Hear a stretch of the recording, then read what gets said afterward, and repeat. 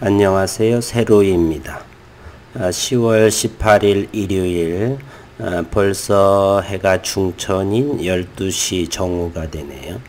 오늘은 HLB에 대해서 일요일 편안한 휴일처럼 HLB에 이것저것 함께 주린이 분들과 함께 들여다보도록 하겠습니다. 저는 주식을 참 오래 했습니다. 투자도 했지만 연구하는 것을 좋아서 했고요. 지금 보시는 화면은 대신증권의 HTS입니다. 대단히 깔끔하죠. 우선은 주린분들께서는 이 홈트레이딩을 하시는데 간결하고 필요한 것을 자기만의 방식으로 구축을 하셔야 합니다. 또 다른 HTS, 이것은 키움의 영문이지요. 잠시 죄송합니다. 이것도 역시 간결하게 여기 도구들도 보이고 이곳에서는 관심 종목, 이렇게 뭔가를 누르게 되면 빠르게 그 종목에 대해서 이렇게 분석이 가능하도록 되어 있습니다. 이런 것이 갑자기 뜨는 것은 컴퓨터의 램이 부족해서 좀 되는 것이고요. 어쨌거나 이와 같이 순식간에 누르게 되면 다양한 차트와 기사들의 내용을 동시에 간결하면서도 빠르게 검색할 수가 있답니다. 어쨌든 그러한 상황이고요. 그리고 HLB에 대해서 기업적인 내용을 한번 들여다보도록 하겠습니다.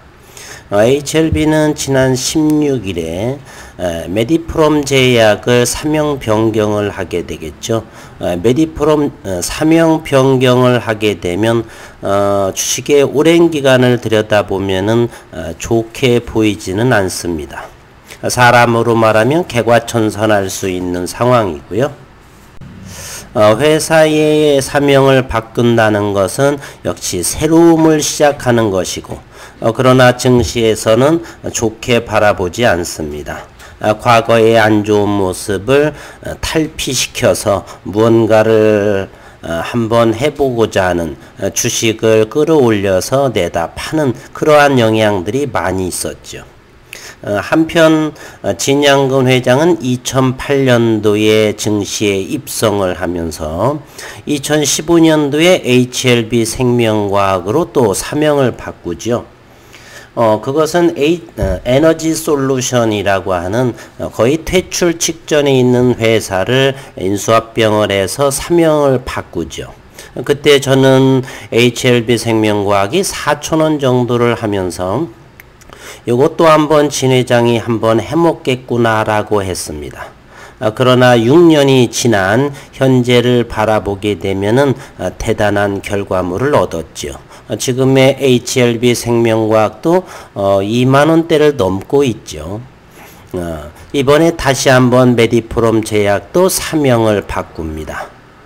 사명이 HLB 제약 주식회사로 사명을 바꿉니다. 13년 만에 이루는 쾌거이고요. 그리고 하이셀을 인수를 해서 1,000억 이상의 매출을 올리는 급성장을 시키고 수없는 시비를 발행하면서 13년 동안 입지전직한 모습으로 현재 HLB의 그룹으로 성장시켜 나가고 있습니다. 기업적인 환경을 한번 들여다보도록 할게요. 메디프롬 제약은 16일 임시주주총회에서 HLB 제약 주식회사로 사명 변경을 의결했다라고 밝혔습니다. 메디프롬 제약의 이 사명 변경권을 HLB에서의 기사로 등장했다는 사실이고요. 오늘의 이 기사는 다른 유튜버나 여러 곳에서 했을 텐데 저는 전혀 참고하지 않은 상황에 있고, 그리고 이 내용을 보게 되면 대단히 중요한 사항들이 있습니다. 이와 함께 정관 일부에 변경을 했고 이사 선임 그리고 주식 매수 선택권을 부여함으로써 동기부여를 하게 됩니다. 승인권 총 3개의 안건이 원안대로 가결됐다. 이번 주총에서는 진양군 HLB 회장과 남상우 HLB 생명과학 대표 그리고 천복환 HLB 바이오 사업 총괄 사장, 저는 오늘 이 영상에서 이 천복환 씨에 대해 조금 더 말씀드리고 그 다음에 진양군 회장에 대해서 언급드리고 있습니다. 그리고 장인근 HLB 바이오 사업 지원 부문장이 사내이사로 신규 선임됐다. 또한 천복환 사장이 기존 메디프롬 제약의 박재영 대표와 각자 대표로 선임됐다라고 했습니다. HLB의 바이오 사업 부분을 총괄 기획해온 천복환 사장의 대표 취임은 HLB 제약을 통해 제약그룹으로 이미지를 확고히 하고 HLB 그룹의 신약을 생산, 유통하는 전초기지로 삼기 위한 포석이다라고 언급을 했습니다. 잠시 뒤에 천복환 사장이란 분은 어떤 이력을 가지고 있는지에 대해서도 좀 말씀드려 보겠습니다. 한편 지난 9일 9월인가요? 8월인가요? HLB 생명과학은 140억 원 규모의 제3자 배정 유상증자에 참여해서 메디프롬 제약 최대 주주 17.19%에 오르게 됩니다. 이때 진양군 HLB 회장도 26억 원을 들여 지분 3.1%를 확보하게 되죠. 메디프롬 제약은 지난해 큰 폭의 매출 성장과 영업이익의 흑자 전환, 강력한 글로벌 파이프라인에도 경영권 분쟁과 자금 문제로 인해 바이오가 주목받는 흐름에서도 철저하게 소외되어 왔었지요. 그런데 HLB 그룹으로 편입되면서 경영권 분쟁이 종료되고 대규모 투자 자금의 유입으로 성장을 위한 기반을 마련했다. 주가에서도 이렇게 상승하는 모습을 볼 수가 있었습니다. 메디프롬 제약의 주가 상승을 한번 볼까요? 이와 같은 상승을 보였죠. 지난 8월 말에 6,000원 정도에 해당하는 주가가 현재 18,900원까지 상승한 모습을 보이고 있습니다. 대단한 또 진 회장의 수완이라고 볼 수가 있죠. 메디프롬 제약은 지난해 대규모 투자 자금의 유입으로 성장을 위한 기반을 마련했다. 특히 메디프롬 제약이 보유한 파이프라인 중 장기 지속형 주사제 SMEB 플랫폼과 다중 항생제 내성 치료제 등 기존 파이프라인을 확장하고 HLB 관계사들과의 협업을 통해 시너지 효과를 기대할 수 있을 것으로 보인다라고 했고요.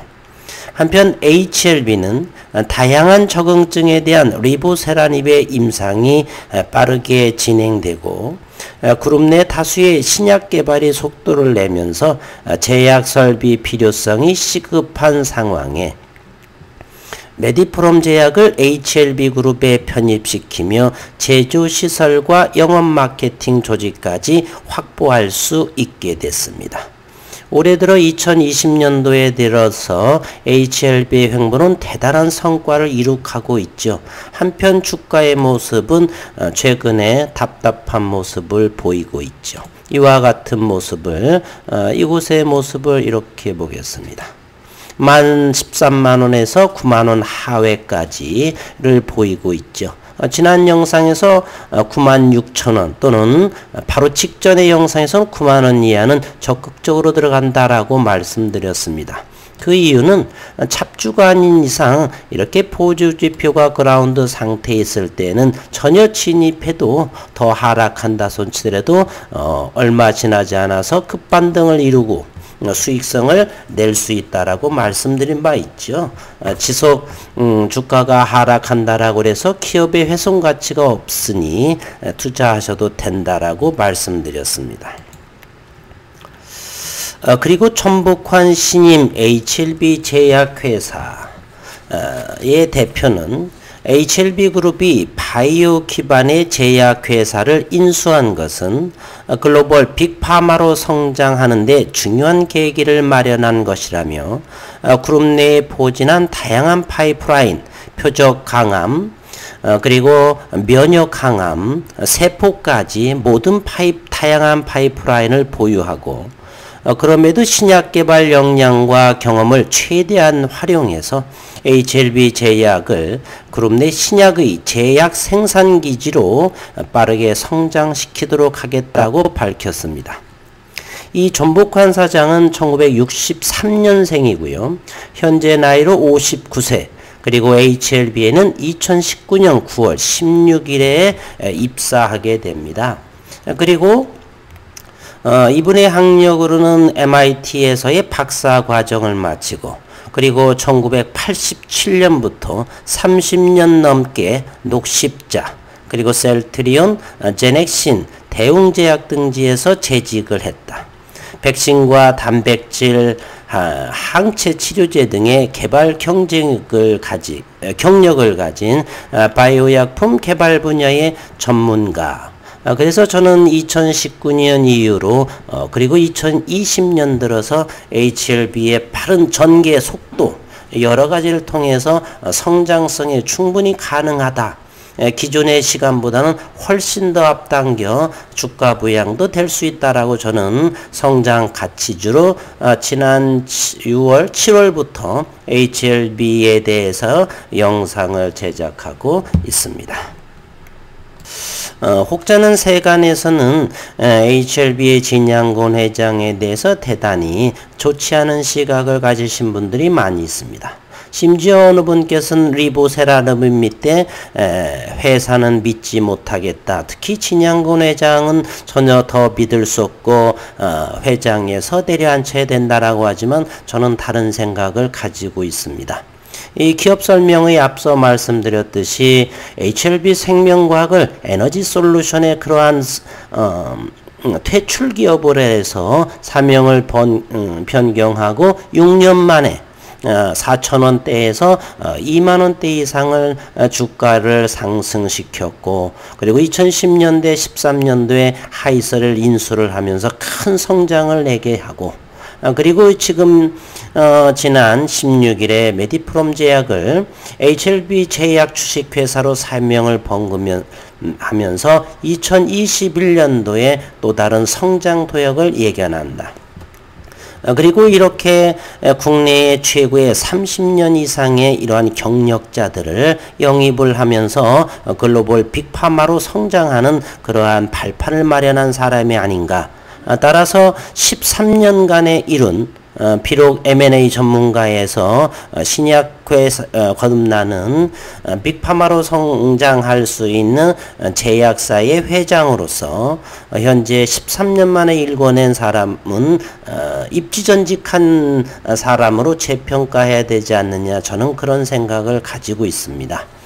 작은 자본금이 없으면서 코스닥을 인수합병하면서 하다 보니 많은 차붐이 일었고 많은 시비를 발행하면서 안 좋은 소리를 들었지만 이제 2021년도 이후에서는 주주의 가치 재고 주주분들한테 다시 환원시켜야 하는 나라고 저는 생각을 하고요. 어쨌든 HLB의 저는 주가는 현재는 하락을 했지만은 큰 성장의 무게를 두고 있다, 이렇게 말씀드리고 싶습니다. 그리고 지난 금요일에 양시장의 하락을 하면서도 바닥권에서의 좋은 양봉의 모습을 나타냈습니다. 바닥권에서 72만 주의 거래량도 그 긍정적인 흐름을 보이고요. 주봉을 한번 보게 되면 역시 지난 한 주간은 많은 하락한 모습을 보였습니다. 이제 다시 일봉상의 기술적으로 보게 되면 상승의 모습이 되지 않나 하는 생각을 해봅니다.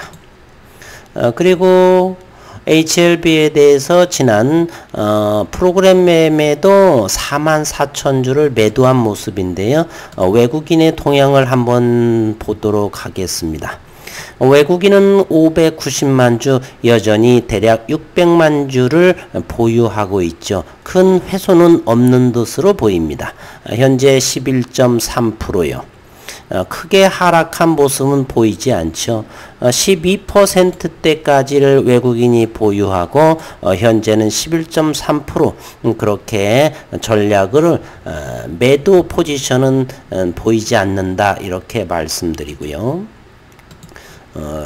그리고서 수급 상황도 한번 들여다보도록 하겠습니다. 기관들이 최근 계속해서 매도한 모습을 보이고 있죠. 반면에 외국인은 사고 팔면서 11.3%를 보유한 상황이고요. 그리고 공매도 대차잔고 상황을 잠시 한번 더 들여다볼까요? 대차잔고는 940만 주요. 대차와 상환이 엇갈리면서 되는데 940만 주 정도를 보유하고 있고요. 그 외국인의 대여 그리고 차입도 외국인 기관이 대략 9만 주 정도를 한 5일간의 모습을 보이고 있네요. 분봉으로 현재 위치에 대해서 주가를 생각해 보겠습니다. 끝없는 하락으로 이어갈 것 같지만 사실은 그렇지 않죠. 지난 영상에서 이렇게 9만원 이하에는 보지 않고 사겠다라고 말씀드린 적도 있고요. 이와 같은 큰 폭의 하락으로 대단히 불안하셨던 주주분들입니다. 그것은 단기적으로 보실 때 그렇고요. 중장기적으로는 분명히 HLB는 성장 동력이 대단히 커지고 있다. 이번에 메디포럼 제약의 상호 변경 역시나 새로운 출발을 암시한다라고 저는 말씀드리고, 그리고 진 회장이라는 그 인물을 다시 한번 재평가해야 된다 이렇게 말씀드리고 싶습니다. 오늘 휴일 한 주 그동안에 많은 힘들었던 상황이죠. 지난 금요일에 의미 있는 바닥권에서 터닝 포인트, 긍정적인 주가 흐름을 보고요. 연말 그리고 12월 내에 NDA 신청에 대한 기대감도 있고요. 코로나로 인해서 늦어질 수도 있겠지만 의심하지는 않습니다. 좋은 모습으로 보여줄 거라고 하고요. 늦는다 손치더라도 내년 초에는 충분히 가능하고 신약으로서의 승인이 나오리라고 저는 봅니다. 넉넉하게 6개월 이상이니까 내년 2021년 1년 안에 저는 좋은 모습으로 나올 거라고 생각을 합니다. 일요일 휴식 편안한 시간 되시고 행복한 시간 되시고 다음 주에 HLB 주가를 기대해 보겠습니다. 수고 많으셨습니다.